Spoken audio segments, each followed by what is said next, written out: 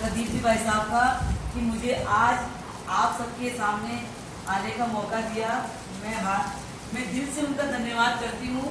और अब आपके सामने मैं 15 अगस्त के बारे में 2 शब्द ये कहना चाहती हूँ कि 15 अगस्त हमारा राष्ट्रीय पर्व है।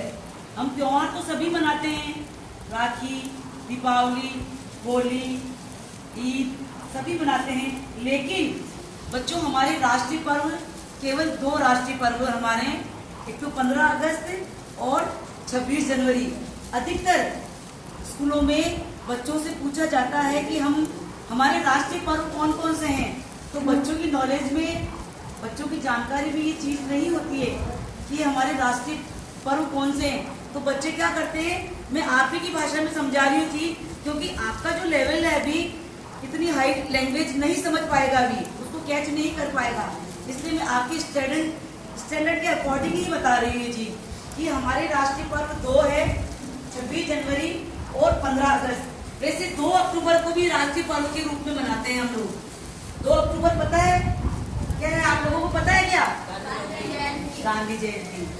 इस दिन गांधी जी का जन्म हुआ था। तो बच्चों 15 अगस्त क्यों मनाते हैं? आज आप लोग जो ये बिल्कुल फ्रीडम होके घूम रहे हैं, ये किसकी वजह से घूम रहे हैं आप? हमारे ऐसे नेता जो इस देश को अंग्रेजों से, पहले बच्चों हमारे इस भारत देश में अंग्रेजों का राज्य था। यहाँ पर अंग्रेज जो थे वही अपनी हुकूमत चलाते थे, यहाँ पर अपनी मनमानी करते थे, हम लोगों से मनमाना काम करवाते थे, हम लोगों से हम जो भी मजदूरी करते थे उस मजदूरी का हिस्सा भी वो छीन लेते थे। तो हमारे देश में ऐसे कुछ लोगों ने जन्म लिया, ऐसे बहादुर लोगों ने जन्म लिया जो इस देश को आजाद कराने के लिए जिन्होंने अपनी जान तक कुर्बान कर दी, इस देश के लिए मर मिल गए वो, तब जाकर के हमें उन अंग्रेजों से आजादी मिली और इस भारत देश से उन अंग्रेजों को भगा दिया यहाँ से। तब हम आज बिल्कुल स्वतंत्र घूम रहे हैं। और दूसरा पर्व जो हमारा होता है 26 जनवरी। 26 जनवरी को क्या हुआ था बच्चों? हमारा देश आजाद तो हो गया था अंग्रेजों से, लेकिन हमारे देश में ऐसे लोग थे जो एक दूसरे से छुआछूत की भावना रखते थे। तू हिंदू है, तू मुस्लिम है, तू नीची जात का है, तू ऐसे है वैसे, मतलब उनको किसी तरह से करके कोई समानता का अधिकार नहीं था उनको। लोग एक दूसरे से छुआछूत करते थे, मंदिर में जाने से रोकते थे, मस्जिद में जाने से रोकते थे। तो फिर क्या हुआ कि 26 जनवरी को ऐसा कानून बना, ऐसे कानून बनाए गए कि जिससे हमारे देश में सभी को समान समझा जाने लगा। कोई किसी के साथ छुआछूत ऐसी चीजों को वो करता तो उसके विरुद्ध कानूनी कार्रवाई की जाती। तो इस उपलक्ष्य में हम क्या करते हैं, ये 2 राष्ट्रीय पर्व। अब मैं आपको कहना चाहूंगी कि शिक्षा क्या है? शिक्षा वो चीज है जिससे व्यक्ति का संपूर्ण विकास होता है। अगर हम शिक्षा के बिना हम कुछ भी नहीं है। हम एक कुम्हार जब एक घड़े का निर्माण करता है तो केवल कैसे करता है, वो डायरेक्टली थोड़ी कर देता है कि भाई घड़े का निर्माण कर दिया उसने। मिट्टी से कैसे, किस तरह से वो मिट्टी उसको गीली भी करता है, कैसे करके उसको बनाता है, फिर एक घड़े का निर्माण होता है। वैसे ही अध्यापक के सामने, एक टीचर के सामने, कोई बात नहीं, कोई इशू नहीं है बड़ा। अध्यापक के सामने आप भी एक कच्चे घड़े के समान है। किसके समान है आप? कच्चे घड़े के समान। आप चाहे विद्यालय में आते हो, चाहे कोचिंग सेंटर में आते हो, आप एक कच्चे घड़े के समान उस अध्यापक के सामने आते हैं। वो टीचर आपको दिन रात मेहनत करके और आपको एक घड़े का रूप देता है ताकि आप इस दुनिया को अच्छी तरह से जान सकें अपनी शिक्षा के द्वारा। तो बच्चों में यही कहती हूँ कि आपको जो अवसर मिला है पढ़ने का, हमारे माँ बाप हमें कितनी मेहनत से पढ़ाते हैं। आप जब ये चीज तब महसूस करोगे जब आप पर खुद पर इतनी जिम्मेदारियां पड़ेंगी कि आप खुद सोचोगे कि दिन भर में 100 रुपए किस तरह कमाया जाता है। आप लोगों से मैं यही कहती हूँ कि आप लोगों पर जो भी खर्च किया जा रहा है अपने मम्मी पापा की तरफ से, किसी के पापा नहीं है तो माँ पढ़ा रही है, माँ नहीं है तो पापा, उसके दोनों मम्मी और पापा दोनों की भूमिका का निर्वहन कर रहे हैं। तो मैं कह रही हूँ कि आप सभी बच्चे ध्यान लगा के जो समय आपको मिला है, क्योंकि बच्चों समय कभी लौट कर नहीं आता है, आता है कि कभी कभी समय लौट करके।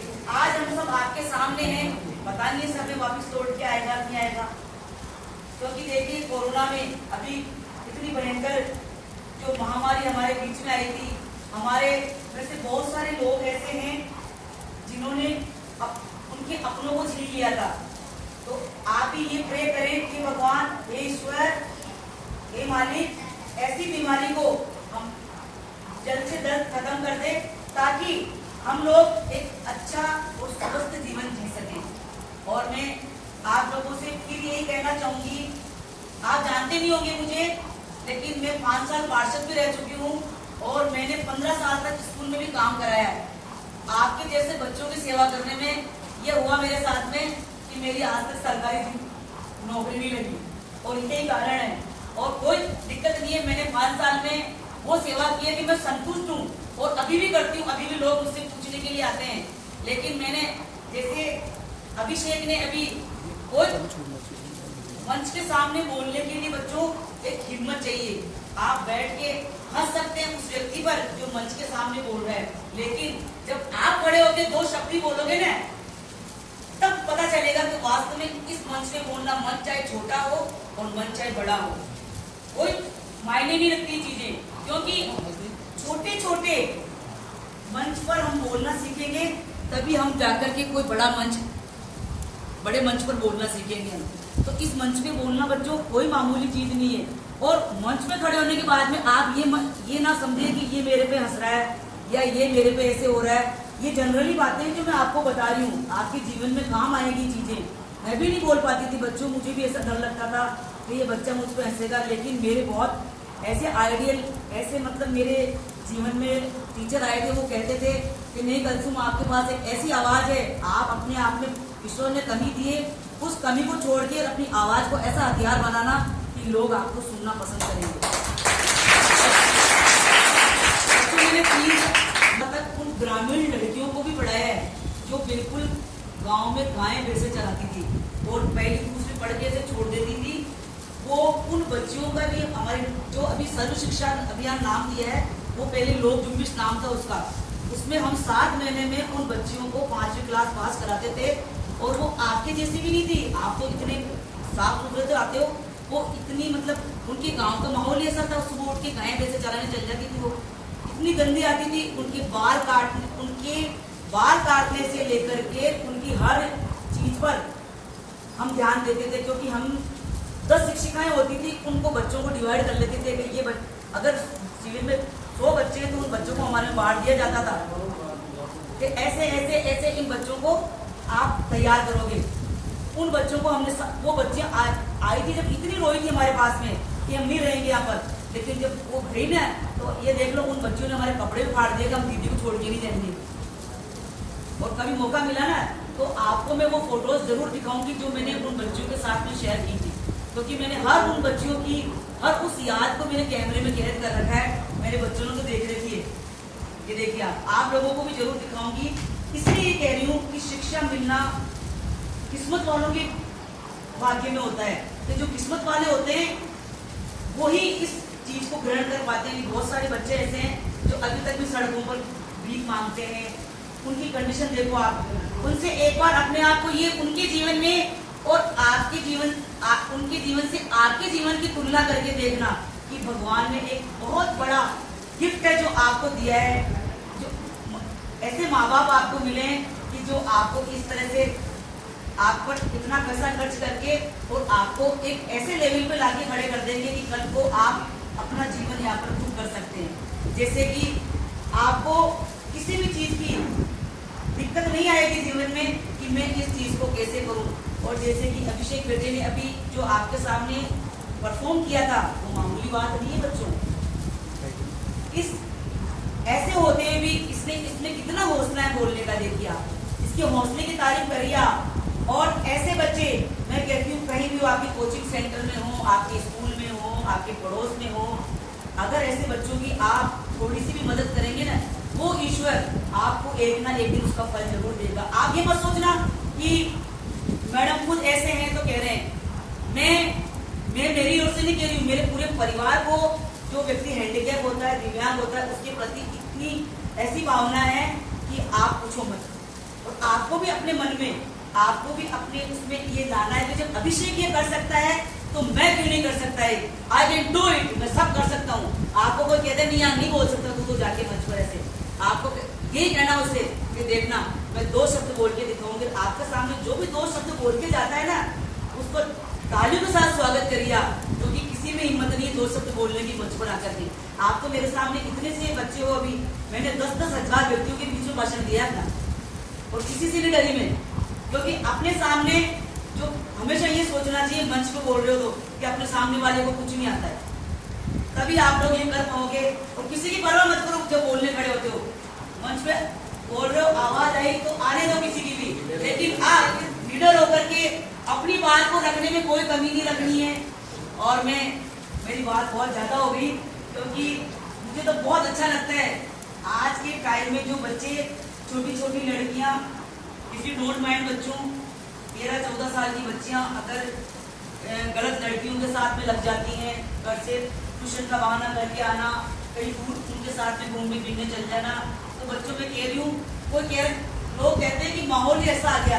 माहौल किसकी वजह से बनता है? माहौल हम जैसे लोगों की वजह से बनता है।